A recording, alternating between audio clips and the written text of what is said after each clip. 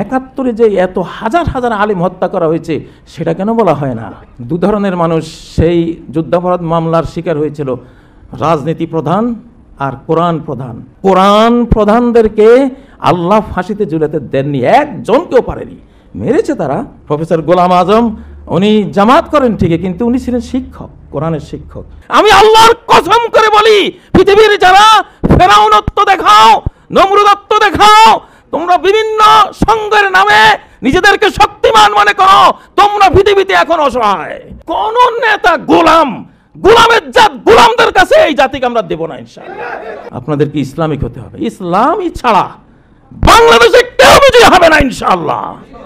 ইউরোপের গোলামি করবা, ওই যে পশ্চিমাদের গোলামি করবা, পার্শ্ববর্তী দেশের দালালি গোলামি করবা, গোলামরাই সর্বনাশ করেছে আমাদের। এমনি দেখবা হুজুর একটা যায়, মনে হয় যেন ধাক্কা দিলে পড়ে যাবে, লাগলে দেখবা যে তোমার সর্বনাশ হয়ে গেছে। শুনে রাখ, সারা পৃথিবীর গ্লোবাল পলিটিশিয়ান যারা, শুনে রাখ, আলেমরা আমরা আসতেছি ইনশাআল্লাহ, সাত মহাদেশ নেব এবার। আসলে বাংলাদেশের সবচেয়ে বড় সমস্যা যেটা আমার নজরে, আমার অবজারভেশনে, সেটা হলো গোলামি। সেটা হলো গোলামি, ব্রিটিশের গোলামি, তারপরে পার্শ্ববর্তী দেশের গোলামি, ইউরোপ আমেরিকার গোলামি। গোলামিটাই আমাদের সবচেয়ে বড় সমস্যা। এজন্য সবচেয়ে বড় ঔষধ হলো স্বাধীনতা। স্বাধীনতা। ওই কলোনি বানানেওয়ালারা যেদিন আসছিল আমার ঘরে মেহমানদারির জন্য, মেহমানদারি করে দিয়েছিলাম, স্বাধীনতার মেহমানদারি করেছিলাম। স্বাধীন বাংলাদেশ জিন্দাবাদ, র মুক্ত বাংলাদেশ জিন্দাবাদ, হিন্দুস্তানি রাজাকার ধর ধর মার মার। এটা আকাশে কবুল হয়েছে, এটা আমার স্লোগান ছিল না, এটা আকাশে কবুল হয়েছে ইনশাআল্লাহ। আমি মনে করি কোরআন, বাংলাদেশের 700 নদী আছে, কোরআন নিজেই তো এক অনন্ত নদী। আল্লাহুম্মা জাআলিল কোরআন রাবিয়া কলবি, হে আল্লাহ কোরআনকে আমার হৃদয়ের ঝর্ণাধারা, আমার হৃদয়ের নদী নালা বানিয়ে দাও তুমি। এই দেশের 20 লক্ষ আলেম যদি 100 জন করে কোরআন শিক্ষা দেয়, 20 কোটি মানুষের কোরআন শিক্ষা হয়ে যায়। কয়দিন লাগবে? 3 মাস, 6 মাস। প্রিয় ভাইয়েরা, মাহমুদুল হাসান দেওবন্দি রহমতুল্লাহ আলাইহি যখন ব্রিটিশের কারাগারে 4 বছর ছিলেন, 4 বছর শেষে এসে যেই কথাটি বলেছিলেন যে জেলে গিয়ে বুঝলাম আমরা আলেম সমাজ কোরআনের প্রতি গুরুত্ব দেই না। আমি জেলখানায় প্রচুর কোরআন তেলাওয়াত করে আল্লাহ আমাকে বুঝিয়েছেন যে কোরআন ছাড়া আসলে আলেমদের পাওয়ার আসতে পারে না, কোরআন ছাড়া আলেমরা বিশ্ব নেতৃত্ব পেতে পারে না, কোরআন ছাড়া আলেমরা কোনো দেশের কর্তৃত্ব পেতে পারে না, কোরআন লাগে। ফ্রান্স যখন আলজেরিয়া আক্রমণ করে, ফ্রান্সের একজন মৌলানা আল্লামা বাদায়ুনি রহমতুল্লাহ আলাইহি গোটা আলজেরিয়ায় কোরআনের ভোরের মক্তব, মাদ্রাসা, রাতের বিদ্যালয় তৈরি করে ফ্রান্সকে মেরে সেখান থেকে ভাগিয়ে দিয়েছিলেন কোরআন দিয়ে। যখন সমগ্র ইউরোপ সালাহউদ্দিন আইয়ুবীর উপরে হামলে পড়েছিল, সালাহউদ্দিন আইয়ুবী তার গোটা মুসলিম সাম্রাজ্যে কোরআনের মাদ্রাসা মক্তব তৈরি করে সেই মাদ্রাসা মক্তবের ছাত্রদেরকে দিয়ে সমগ্র ইউরোপের সম্মিলিত ক্রুসেড শক্তিকে পরাভূত করেছিলেন। সত্য নয় কি? ব্রিটিশরা যখন এই মহাদেশে আসে, তারা মুসলিমদের সাথে যুদ্ধ করে পারে না, আলেমদের সাথে পারে না, আর আমরা লাঠি, ছোটা, তীর, তরবারি নিয়ে যুদ্ধ করে, ওরা রাইফেল, বন্দুক, মেশিন গান নিয়ে আসে, সমানে সমানে লড়ে। শক্তির উৎস কি? গোয়েন্দাদেরকে বলল মুসলিমদের শক্তির উৎস খুঁজে বের করো। 50 বছর গোয়েন্দারা খুঁজে বের করে বলল এই যে মুসলিম জাতি, তার শক্তির উৎস হলো ভোরের মক্তব, যেখানে তারা কোরআনের শিক্ষা নেয়। বাংলাদেশে আমি 6000 মক্তব তৈরি করে 90 লক্ষ শিশুকে কোরআন শিখিয়েছি। আমার টার্গেট ছিল 10 লক্ষ অন্তত মক্তব তৈরি করব, কিন্তু পারেনি। ওই কলোনিয়ানরা টের পেয়ে গেছে, টের পেয়ে এটার পিছনে শত্রু লাগিয়ে দিয়েছে। তবে আলেম যদি সতর্ক হয়, প্রত্যেক আলেমের 50, 100 বা কম বেশ তার মক্তব থাকতে হবে। কোরআনের বিদ্যালয় তার থাকতে হবে। এই কোরআন রুখে দেবে, এই কোরআন রুখে দেবে শত্রুর সমস্ত শক্তিকে।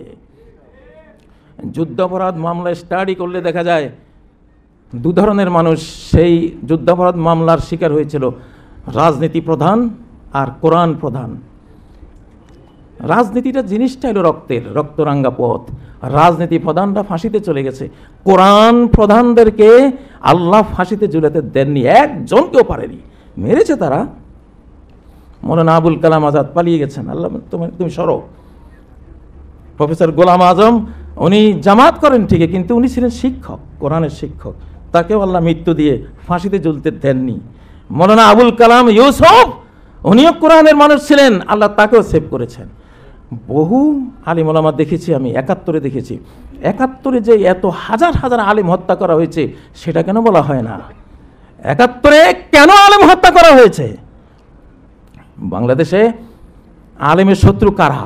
কোন গণেশ আলিমের শত্রু? আমরা তাদের খুঁজে বের করবো ইনশাআল্লাহ, তাদের খুঁজে বের করব। আকাশ আমাদের সাথে আছে, আকাশ এখন আমাদের সাথে। এই শতাব্দী আকাশের শতাব্দী। এখন পৃথিবী আকাশের কমান্ডে চলবে, ডাইরেক্ট হয়ে গেছে। কিছু সময় পৃথিবীতে আসে যখন আকাশ পৃথিবী নিয়ন্ত্রণ নিয়ে নেয়। কাবা ধ্বংসকারী আব্রাহার সময় আকাশ নিয়ন্ত্রণ নিয়ে নিয়েছিল। আব্দুল মুত্তালিব বলেছিল, ইন্না লিহাযাল বাইতি রাব্বান সায়াহফাযুহু, এই ঘরের রব আছে, তিনি রক্ষা করবে। ফেরাউন আর মূসা আলাইহিস সালামের কাহিনীতে পৃথিবীতে কিছু শতাব্দী, কিছু সময় আসে, দুর্বল না তখন সবল, সবল না তখন দুর্বল। আমি আল্লাহর কসম করে বলি, পৃথিবীর যারা ফেরাউনত্ব দেখাও, নমরুদত্ব দেখাও, তোমরা বিভিন্ন সংঘের নামে নিজেদেরকে শক্তিমান মনে করো, তোমরা পৃথিবীতে এখন অসহায়, তোমরা পৃথিবীতে এখন দুর্বল, হীনবল, কারণ আকাশ ধরেছে তোমাদেরকে। আর পৃথিবীতে যারা এখন দুর্বল, কাজী ইব্রাহিমরা দুর্বল, হুজুররা দুর্বল, আলেম সমাজরা দুর্বল, এরাই এখন সবল, এরাই এখন সবল। মূসা আলাইহিস সালামের 300-350 বাহিনী, ফেরাউনের 10-12 লক্ষ আর্মির সামনে কিছুই না, কিন্তু দুর্বলরাই রক্ষা পেয়েছে, সবলরা মারা পড়েছে। পলায়ন পর হযরত নূহ আলাইহিস সালাম জাহাজে পালিয়ে যাচ্ছেন, কয়টা মানুষ? 70-80 জন। আর লক্ষ লক্ষ তার বিরোধী যে শক্তিটা ছিল, সেই শক্তিমানরা ওই সময় পর্বে এসে, এলাহি সময় পর্বে এসে, আইয়ামুল্লাহ, আল্লাহর দিন যখন শুরু হয়, আল্লাহর সময় পর্ব যখন শুরু হয়, তখন ওই সবলরা হীনবল, দুর্বলরা হয়েছে সবল। হযরত ইব্রাহিমের ঘটনায়ও তাই, মুহাম্মদ সাল্লাল্লাহু আলাইহি সাল্লামের ঘটনায়ও তাই। বাংলাদেশে 5ই আগস্ট যেটা হয়েছে, পোলাপান, টোকাই পোলাপান, শিশু কিশোর, সাধারণ পোলাপান যারা কোটার জন্য আন্দোলন করলো, আল্লাহ গোটা বাংলাদেশ তাদেরকে দিয়ে দিলেন। আমরা তো ছিলাম। তো এই শতাব্দীতে সবলদের দুর্বলতা চলতে থাকবে আগামী আরো অন্তত 70-80 বছর ইনশাআল্লাহ। সবলরা হবে দুর্বল, দুর্বলরা থাকবে কি সবল। অনেক শক্তিশালী আন্দোলন উঠবে, ষড়যন্ত্র উঠবে, রেজাল্ট জিরো। আকাশের অদৃশ্য হাতে সেটাকে গুঁড়িয়ে দেবে। বাল নাকযিফু বিল হাক্কি আলাল বাতিল, আমি হকের বোম্বিং করি বাতিলের স্থাপনার উপরে, ফায়াদ মাগহু, সেটাকে ছিন্ন ভিন্ন করে দেয়। ফাইজা হুয়া জাহিক, দেখতে দেখতে সেটা হয়ে যায় অপসৃয়মান, সেটা হয়ে যায় নস্বাত, ধূলিসাৎ। ওয়ালাকুমুল ওয়াইলু মিম্মা তাসিফুন। বাংলাদেশের বিরুদ্ধে ষড়যন্ত্রকারীদেরকে সাবধান করে দিচ্ছি, মনে করো না যে তোমরা সবল, তোমরা দুর্বল।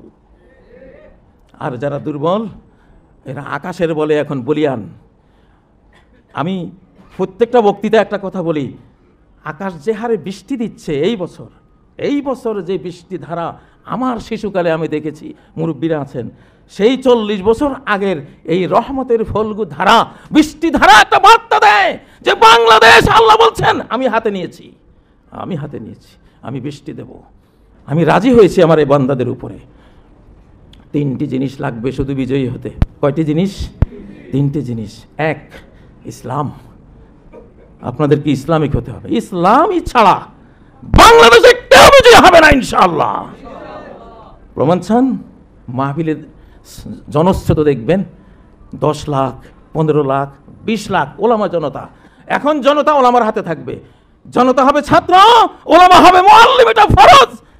গোটা জাতি গোষ্ঠী কোনো না কোনো আলেমের ছাত্র হইতে হবে। এই জাতির 10,000, 5,000, 1 লাখ, 500, 700 যে যেখানে থাকেন আলেমের ছাত্র হবেন ইনশাআল্লাহ। আও আলিমুন ও মুতাআল্লিমুন, দুনিয়া সব অভিশপ্ত, 4টা জিনিস অভিশাপ মুক্ত, আল্লাহর জিকির আর আল্লাহর প্রিয় জিনিসগুলো, আর অভিশাপ মুক্ত হলো আলেম, আলেমের ছাত্র।